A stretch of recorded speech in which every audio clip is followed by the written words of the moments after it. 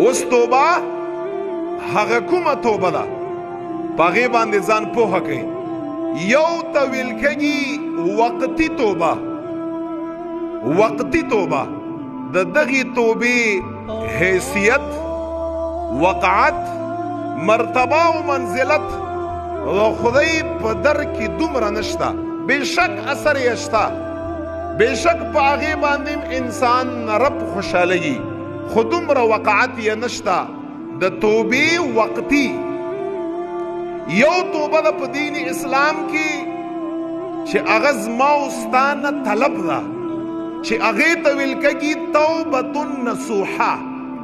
توبة نصوحه علما یې تعریف کا، محدثین یې وضاحت کا د توبې وقتي، د توبې نصوحي چې کومه هغه توبة نصوحه ده چې په قرآن کریم کې ما او تا نه الہ العالمین د هغې طلب کړی دی.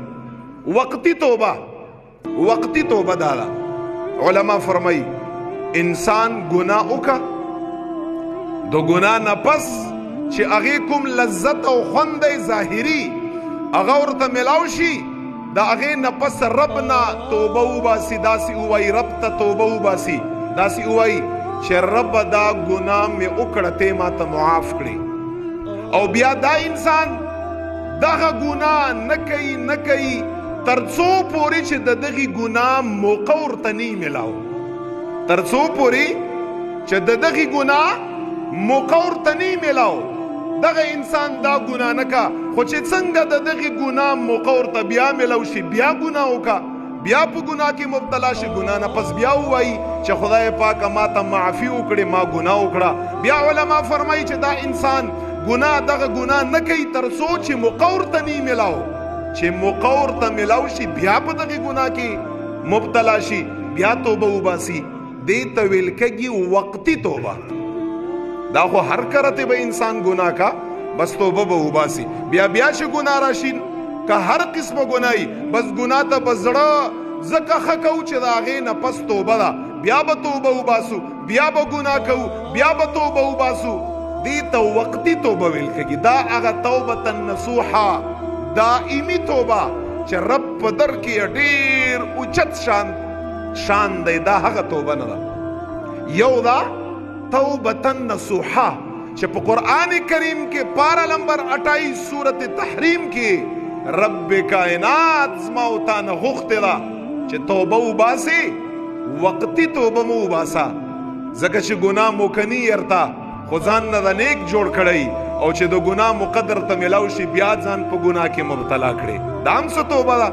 دا خو ستا د توبې نه هم پته لګي چې والله ستا په توبه کې دومره پاور نشته چې په آینده کې ستا بیا ګناه نه بچ کا. پته لګي چې سرسري توبه ده، پته لګي چې وقتي توبه ده. که تا توبة نصوحه ویستلی وی، یو عزم یو اراده ده کړې وی، رب کائنات به تاله آینده کې بالکل د ګناه موقع نه درکولی، خو تا وقتی او سرسری توبه ایستلی ده. نصوحه څه ده؟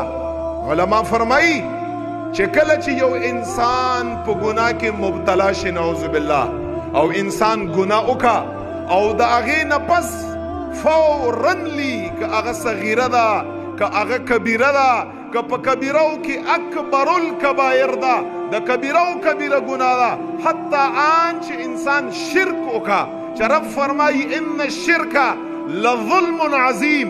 رب ټولو نه زیات مخ په ځمکه باندې په ګناهونو کې رب خپل ځان سره په شرک باندې خفه کږي، د هغې نه پس رب په قتل باندې ټولو نه زیات خفه کږي، د هغې نه پس ټولو نه زیات رب کائنات د مور او د پلار په نافرمانۍ باندې خفه کږي، حتی چې په روی زمین باندې رب کائنات سره شرک نعوذ بالله وشي، خو چې سمدستي الله ته رجوع وکړي او په دنیا او په ژوند کې الله ته توبه وباسي، او داسې توبه وباسي چې خدایا پشته باندې زړه نه خپیمانه یما، د زړه نه خپیمانه یما. دا توبة نصوحه ده.